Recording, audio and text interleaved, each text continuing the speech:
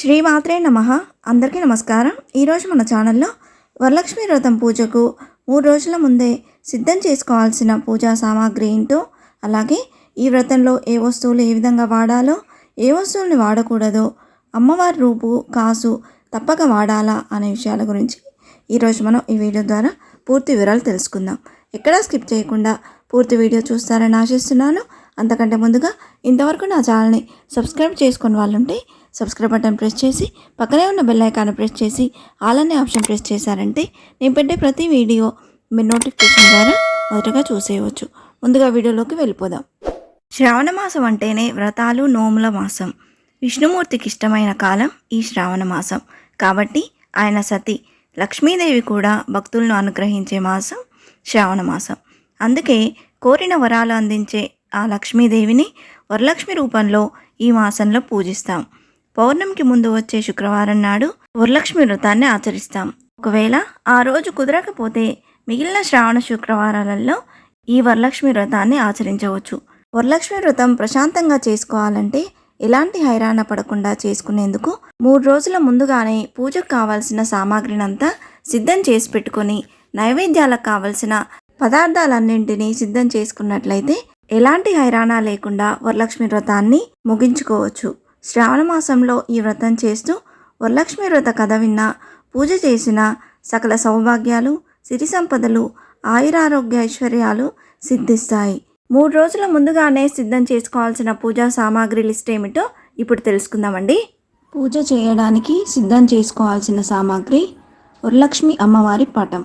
ఈ పటాన్ని ఎంపిక చేసుకునే విషయంలో కొన్ని జాగ్రత్తలు పాటించాలి. పటంలోని అమ్మవారు నిలబడి కాకుండా కూర్చున్న భంగిమలో ఉండాలంటారు. ఆకుపచ్చని చీరతో, వెనకాల కలశంతో, అటు ఇటు ఏనుగలతో ఉన్న అమ్మవారి పటాన్ని పూజించడం మరింత శుభప్రదం. వరలక్ష్మి వ్రతానికి మనం అమ్మవారితో పాటు ఒక బంగారు నాణాన్ని కూడా పెట్టి పూజ చేసుకుంటామండి. ఇది అత్తగారింటి వారిస్తారు. ఒకవేళ అది లేదు అనుకుంటే మనం కొత్తది కొనుక్కోవచ్చు. స్తోమత లేని వారు చిల్లర నాణాన్ని పెట్టి కూడా పూజించుకోవచ్చు. వరలక్ష్మి వ్రతానికి మరొక ముఖ్యమైన వస్తువు కలశం. ఈ కలశం అనేది రాగి, వెండి, ఇత్తడి లేదా బంగారం లేదా మట్టి కలశాన్నైనా పూజలో పెట్టుకోవచ్చు. మన స్తోమతకు తగినట్లు ఈ కలశాన్ని ఏర్పాటు చేసుకోవచ్చు. అలాగే 2 కొబ్బరికాయలు, ఒకటి కలశం మీద ఉంచేందుకు, మరొకటి అమ్మవారికి నివేదన చేసేందుకు. 2 జాకెట్ ముక్కలు, ఒకటి కలశం పైన ఉంచేందుకు, మరొకటి అమ్మవారికి చీరతో పాటుగా వాయనంగా ఇచ్చేందుకు. ముత్తైదువులకు కూడా జాకెట్ ముక్కలని వాయనంగా ఇవ్వాలనుకునేవారు తమ శక్తి కొలది జాకెట్ ముక్కలను ముందుగానే కొనిపెట్టుకోవాలి. అలాగే 2 పీటలు, ఒకటి అమ్మవారి పటాన్ని ఉంచేందుకు, రెండోది కలశాన్ని స్థాపించేందుకు. ఇంట్లో ఒకటే పీట ఉంటే కనుక కలశాన్ని ఉంచేందుకు అరటి లేదా విస్తరాకులను కూడా ఉపయోగించవచ్చు. 1/2 కిలో బియ్యం. ఈ బియ్యాన్ని పీట లేదా ఆకుల మీద పోసి దాని మీద కలశాన్ని నిలపాలి. అలాగే 1/2 కిలో శనగలు అమ్మవారికి ముత్తైదువులకు పంచేందుకు వీటిని ముందు రోజు రాత్రి నానబెట్టుకొని ఉంచుకోవాలి. అలాగే యాలకులు, మిరియాలు అమ్మవారికి పానకం అంటే ఇష్టమని చెబుతారు. కాబట్టి యాలకులు, మిరియాలు వేసిన పానకం చేసి అమ్మవారికి నివేదించడం మంచిది. అలాగే పెసరపప్పు, బెల్లం. అమ్మవారికి వడపప్పు నివేదించాలని అనుకుంటే, ఇక చలిమిల్ని నివేదించాలనుకుంటే బెల్లాన్ని కూడా సిద్ధంగా ఉంచుకోవాలి. వీటితో పాటుగా ఎవరి ఆనవాయితీ ప్రకారం వారు కుడుములు, పూర్ణం బూరెలు వంటి ప్రసాదాలను నివేదిస్తారు. అలాగే విడి పూలు. అమ్మవారిని 5 రకాల పూలతో అర్చిస్తే మంచిదని చెబుతారు. 5 రకాలు కుదరని పక్షంలో కనీసం తెలుపు లేదా ఎరుపు రంగులో ఉండే పూలని అందుబాటులో ఉంచుకోవాలి. అలాగే 2 పూల మాలలు అమ్మవారి కలశానికి, చిత్రపటానికి వేసేందుకు. ఇవి తెలుపు లేదా ఎరుపు రంగు పూలతో అల్లి ఉంటే మరీ మంచిది.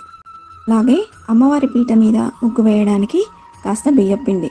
అమ్మవారి కలశానికి, పీటకు అద్దేందుకు, అమ్మవారికి తాంబూలంలో ఇచ్చేందుకు పసుపు కుంకుమలు. అలాగే 2 డజన్ల గాజులు అమ్మవారికి, ముత్తైదువులకు వాయనం ఇవ్వడానికి. ఈ గాజులు ఎరుపు, పసుపు, ఆకుపచ్చ రంగులో ఉండేలాగా చూసుకోండి. అలాగే చీర. అమ్మవారికి పూజలో ఉంచేందుకు ఒక చీర. ఇది ఆకుపచ్చ, తెలుపు, ఎరుపు లేదా పసుపు రంగులో ఉంటే మంచిది. నలుపుని తలపించే ముదురు రంగులు శుభప్రదం కావు. అలాగే గంధము. అమ్మవారి పటానికి, ముత్తైదువులకు పూసేందుకు. 3 డజన్ల తమలపాకులు అమ్మవారికి, కలశానికి ముత్తైదువులకు 3 తమలపాకుల చొప్పున దక్షిణ అందించేందుకు. అలాగే 2 డజన్ల చొప్పున అరటిపళ్ళు, ఖర్జూరాలు, ఒక్కలు, చిల్లర నాణాలు, పసుపు కుంకుమల ప్యాకెట్లు ఇవన్నీ తమలపాకుల్లో ఉంచి దక్షిణ ఇచ్చేందుకు కావాల్సినవి. అలాగే మామిడి ఆకులు ఇంటికి తోరణాలుగా కట్టేందుకు, పూజ గదిని అలంకరించేందుకు, కలశంలో ఉంచేందుకు కావలసినన్ని మామిడి ఆకులను అందుబాటులో ఉంచుకోవాలి. అలాగే పంచామృతం చేయడం కోసం ఆవు పాలు, ఆవు నెయ్యి, ఆవు పెరుగు, తేనె, పంచదార, అమ్మవారికి నివేదించేందుకు మన శక్తి కొలది పిండి వంటలు. దూర పూజ సమయంలో అమ్మవారికి మనకి కనీసం 3 ముత్తైదువులకు కట్టేందుకు 5 దారపోగులు. ఇవి కాకుండా ఇంట్లోనే ఉండే ఈ సామాగ్రిని కూడా పూజకి ముందు అందుబాటులో ఉంచుకోవాలి. అమ్మవారికి ఇరువైపులా వెలిగించడానికి 2 దీపారాధన కుందులు, దీపారాధన చేయడానికి ఒత్తులు. అమ్మవారికి తామర ఒత్తులతో చేసిన దీపారాధన అంటే చాలా ఇష్టమని చెప్తారు. కాబట్టి పత్తి ఒత్తులతో పాటుగా తామర ఒత్తుల్ని కూడా కలిపి వెలిగిస్తే మంచిది.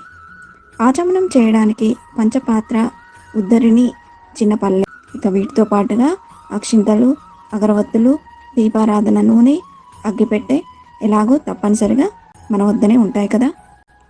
ఇదే విధంగా మనకు నైవేద్యం కోసం కావాల్సిన పప్పులు, అలాగే పిండి వంటకాలు చేసేందుకు కావాల్సిన సామాగ్రిని కూడా ముందు రోజు 3 రోజుల ముందుగానే తెచ్చిపెట్టుకుంటే మనకు పూజ సమయంలో ఏ ఇబ్బంది లేకుండా ఉంటుంది.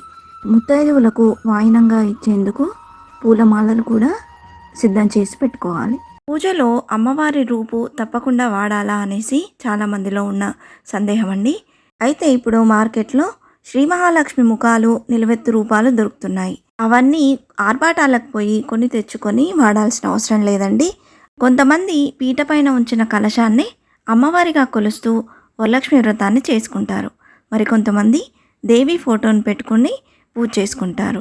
మరికొంతమంది కలశం మీదనే పసుపు ముద్దతో అమ్మవారి ముఖాన్ని చేసుకొని పూజిస్తారు. మన స్తోమతను, మన స్థాయిని బట్టి ఎంత ఖర్చు పెట్టామని కాకుండా ప్రశాంతమైన మనసుతో అమ్మవారిని పూజిస్తే సకల సౌభాగ్యాలు, సుఖ సంతోషాలను సిద్ధింపజేస్తుంది.